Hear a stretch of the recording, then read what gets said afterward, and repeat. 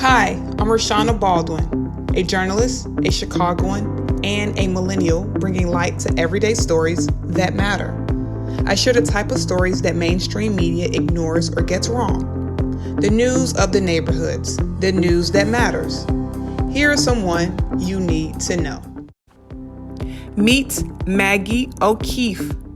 Maggie O'Keefe, you are the committee person for the 40th Ward here in Chicago, which covers the Lincoln Park neighborhood. What other neighborhood does it also cover? So it's at Lincoln Square a little bit, and then Budlong Woods, Andersonville, Bowmanville, a little bit of West Ridge, a bit of Rogers Park, West Edgewater, Arcadia Terrace, Peterson Woods. Covers a lot. What'd you say? How many neighborhoods is that? It covers 11. Wow. And you ran alderman in 2019. That's right. Yeah, I knocked my first door February 1st of 2018, and 2.5 years later, here I am. Obviously, we're not knocking doors with COVID, but still going door to door, leaving information on people's doors. So in turn, when you didn't win the alderperson seat, you did go after the committee person seat, committee man, committee person, which is actually the seat that has actual political ties. Is that correct? Yeah, so I am part of the Cook County Democratic Party. What has it been like in this climate with getting people to vote and really take voting serious as a young person? Well, as a young person, you mean like getting young people?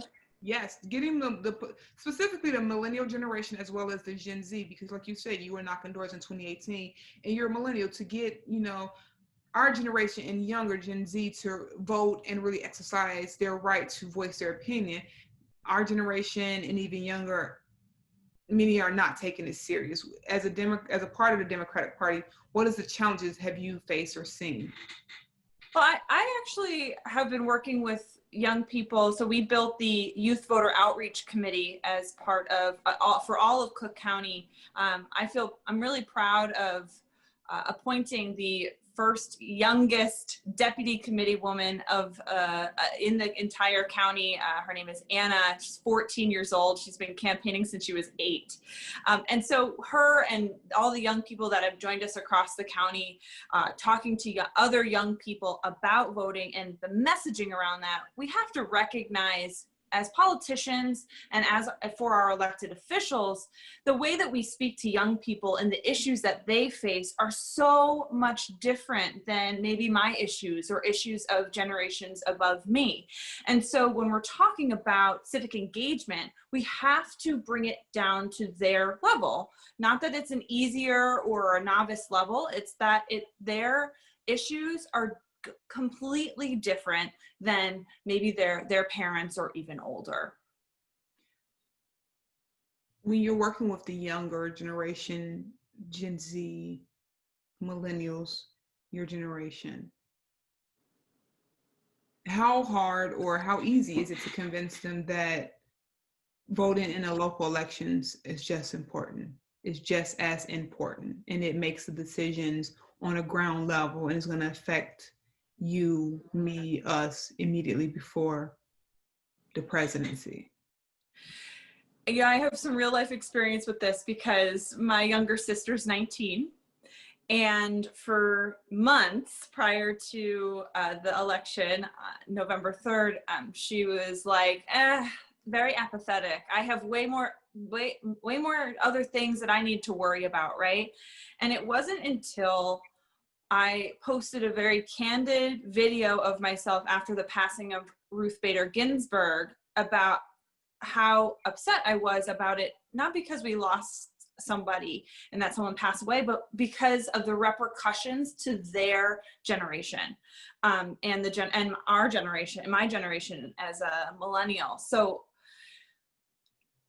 I feel really lucky that I'm organizing in an election that is the presidential one, as opposed to one that's going to be a midterm or even a a city election or municipal election because the stakes are so high. So when we're talking to young people now, getting them on our email list, talking to them via text or on social media, it's like, hey, join our organization, because in less than a year's time, we will be now voting and endorsing candidates for the 2022 primary. So the work that we do does not let up. And so connecting with young people about their voice, about how they can get involved, not just in this election, and using that motivator to get out and vote for maybe the first time, to bring that over into the next elections. What tools, what techniques, what tricks are you using to get individuals as young as 14 to really take it serious? I'm impressed by, like you said, you just seated the youngest 14-year-old deputy. How is that possible? What are you doing to tips that you can share with others to really, if you can get a 14-year-old to really take office serious in civics, how can you get someone in their 20s to take it just as serious? At sure, or their 50s. I'm playing double dutch. I'm playing with bubbles. What's your secret? We implement texting very early. So we've been texting as an organization. I've been texting as a candidate super early in campaigns. So I'm talking about, we started texting as early as August of this year. So we're talking about like months prior, to get people informed about, vote by mail and the different ways that they can vote. In terms of young people specifically, connecting with our local schools. So chatting with the principals at like Amundsen and Mather High School to get their young people thinking about the upcoming election as well.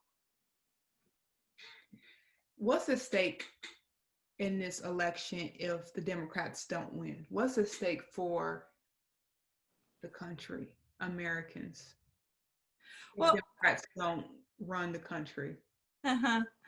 Well, we've seen it, right? We had that between 2016 and 2018, where it was majority House and Senate Republicans and having a president that was Republican. We saw the reversal essentially of the ACA, or those rollbacks within the Affordable Care Act. I can't afford the health care that is offered now through ACA because it's so high, a healthy young person. And I want to be helpful to people who need those, who need the help. But I just couldn't afford it, right? We're talking about crippling debt for students, past and present and future, that is on the line. We're talking about rent, and the ability for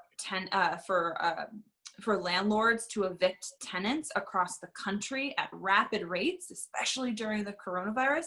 And then we're talking about a pandemic that has obliterated communities, and now it going into these rural locations, where it's going to be really hard to turn that corner.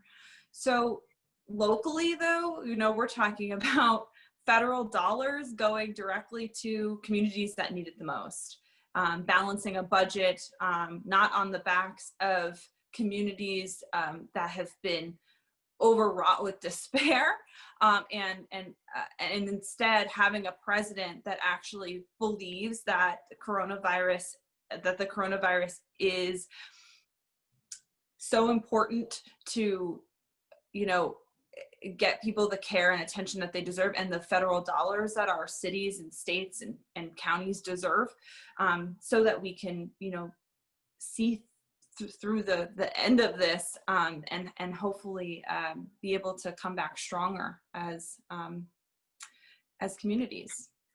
Maggie, what would you say to an individual who is not in favor of the current administration, is not even swaying to Biden or Kamala Harris being the president? They feel that there are no viable candidates to vote for.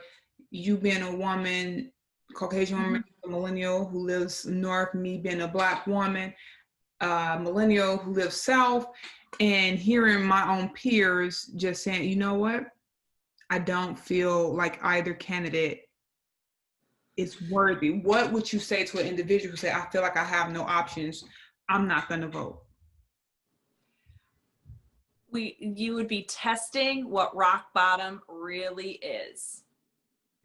I think that we've hit rock bottom. I'm a person who's hit rock bottom before,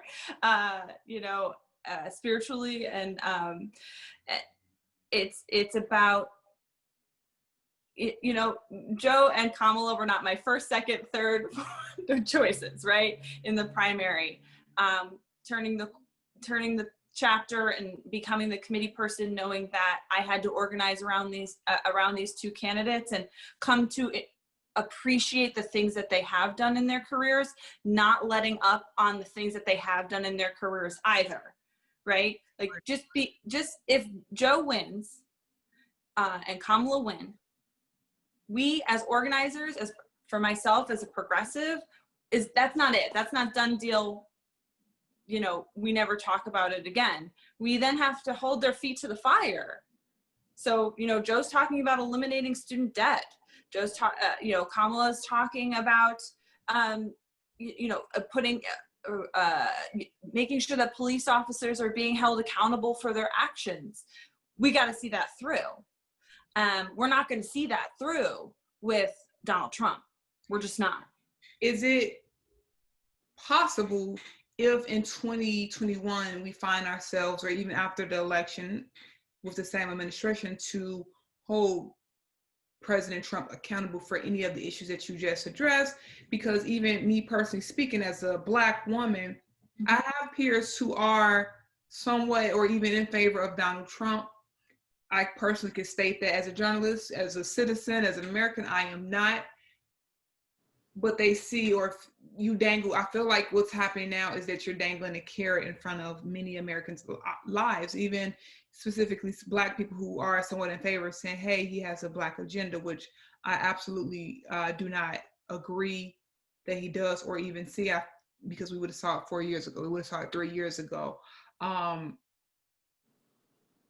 Is it possible to hold this administration accountable if he continues, if President Trump and Vice President Pence continue after the election, and we see that the results happen to be that he continue? Is it possible? Do we even attempt? Should we even attempt? Or what should we do? What would be your advice to the fellow American? Hold the president accountable is by holding the House and flipping the Senate.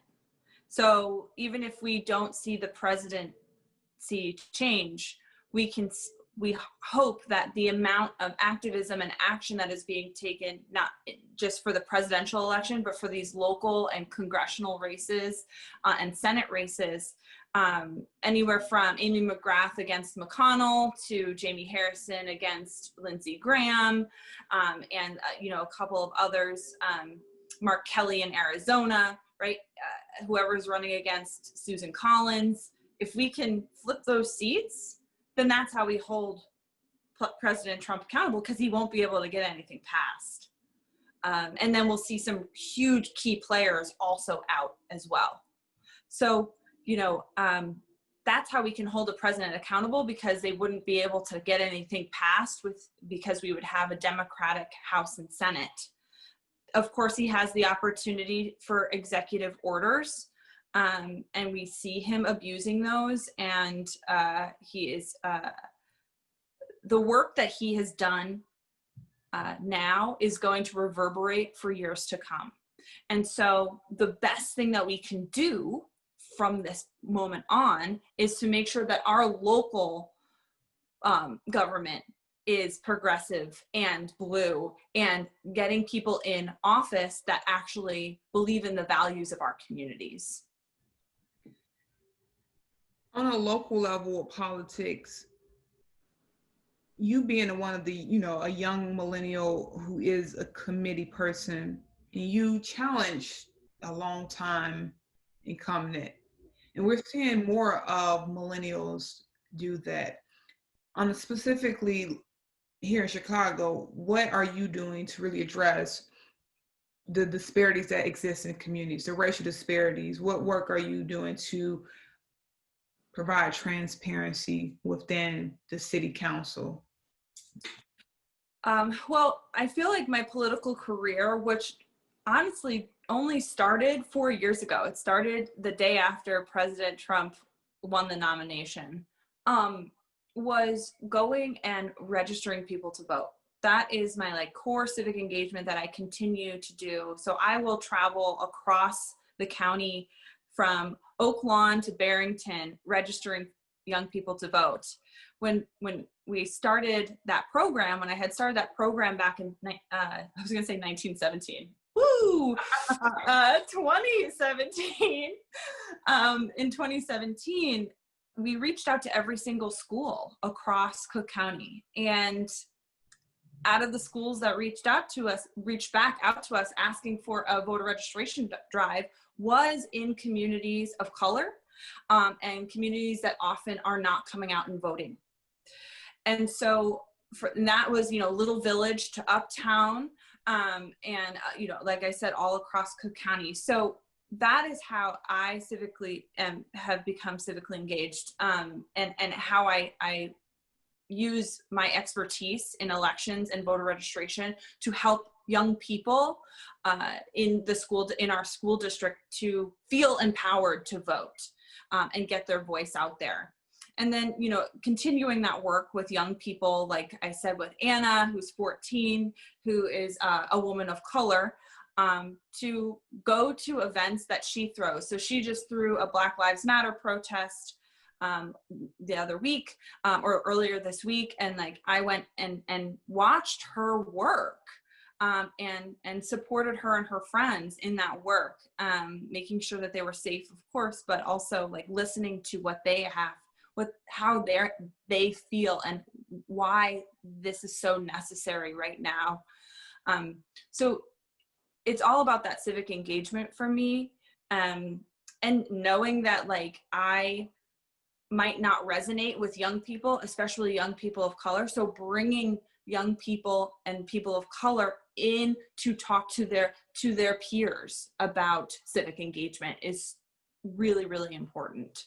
And those are some good points to really highlight on how you can be civically engaged and how you're using your platform to encourage individuals, Black people, people of color, to voice their opinions, voice their concerns through civic engagement. Oftentimes, just hearing a lot of people who don't know where to start, where to go, what would be, I love that picture. What happened? I'm here, sorry. I saw your picture just pop up. Someone tried to call me, I said no. What would be some simple steps as we wind down for those who are not as astute, politically savvy, or even just civically engaged? Oftentimes people believe that they have to choose a party. I believe first and foremost, you need to be civically engaged. What would be a few steps to someone who's just not in tune to get or become civically engaged? What are some key or some takeaways that they can, initial starting points that they could do to get more civically engaged? Yeah. Great question. First, in Illinois, we don't register as a party. So the only time you'll see the partisan divide, Democrat, Republican, and all the other independent, Green, all the other parties, is at the primary, is when you'll have to choose a ballot that is partisan. But in a general election, we'll see all of them. But we don't have to, when we're filling out our voter registration card, have to say that we're always going to vote Democrat or that we're always going to vote Republican, or we might be a mix of both, or independent, right? Which is the largest party, by the way, independent. And young people are registering as independent. So that's number one. Number two, if you're not feeling comfortable filling out an entire ballot, there is a plethora of voter resources for you. You can use one of my favorites, which is actually built here in Chicago, ballotready.org. It's a great one. You type in your address and it will tell you everyone who is running for the position within your district, from president to judge. Another great resource, another thing that a lot of people don't know is that we vote for judges, or they don't know how to vote for judges. Those are really, really challenging for a lot of people, including myself before I got into this position, right? It's hard to know because people who are judges or running for judge can't have direct opinions because it would go against, you know, being favorable or unfavorable on the bench. So injusticewatch.org here in Illinois is a great resource. They give you a good understanding of who these people were previously, how they've served, if they are already judges, or what they were doing in their own communities. And you can make your assessments from there. But ultimately, if you have questions, reach out to people that are civically engaged to help you find and navigate where to look for resources. Guaranteed you have somebody in your circle, someone in your life, or someone that knows someone that is, you know, tied to somebody who is civically engaged. Also, I just want to say this because young people truly run our campaigns. Like, the majority of people that get hired on campaigns are young people. It's a great way to make money.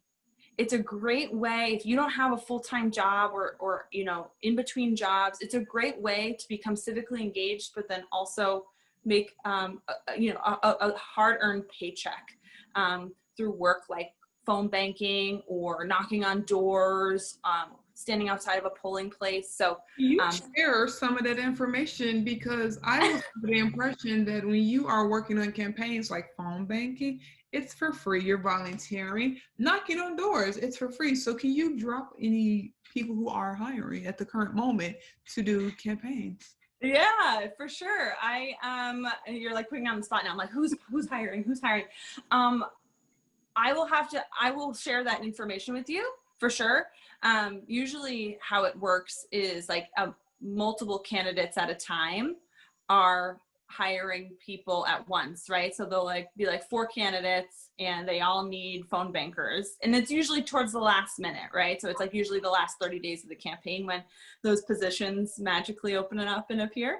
But also field organizing, which is phone banking and driving volunteers to do work, are also long-term positions in campaigns.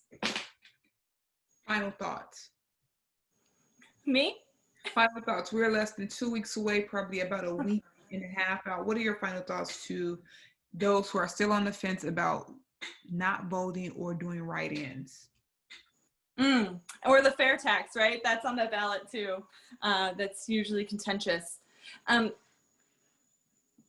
why they need to show up and mobilize our generation to vote. As we already know, and I stated previous, you still have people who are on the fence who are like, I'm not happy with either party, but not knowing that it's other things at stake. It's the senator, it's the, you know, state rep, it's the referendum questions. This is what I tell people who are apathetic with me when I meet voters who are apathetic. I say, voting is a right, and not everyone has that right. There are people that live in our communities, in our country, that don't have the right. We're talking about young people, like children, right? You have to, you must know a child in your life. A person who's serving a sentence currently, they don't have an opportunity to vote. Or somebody who wants to become a citizen of the United States and they just aren't yet. They don't have a voice, but you do. So if you can take yourself out of it when you're heading to the polling place or ordering your mail-in ballot and insert that person that doesn't have the right to vote, that will help you get through that hurdle of, I just don't feel like it, or I don't know enough. That person needs your voice. That person needs you to get out and vote. So do it. Do it for them. Even if you don't necessarily feel as comfortable within yourself or the candidates, do it for the person that doesn't have their voice right now. Well said. Are you going to run for any other office? I'm sure I am. I don't know what. I am enjoying. I was just telling my partner, I said, this is the first winter where I will not be knocking on doors, and I am real grateful for that opportunity to relax. So we'll see. We'll see what comes. I've never been a person that, you know, like builds the path. I kind of just allow it to open up. I never thought I was going to run for office ever. So the fact that that chance opened up, that my heart opened up to that, I'm sure I can find it again. Right now, I'm really happy in the position that I'm in, though. Maggie O'Keefe, committee person for the 40th Ward here in Chicago. Thank you so much for your time. You're welcome. Join us at 40thwarddems.org. Thank you. Don't hang up.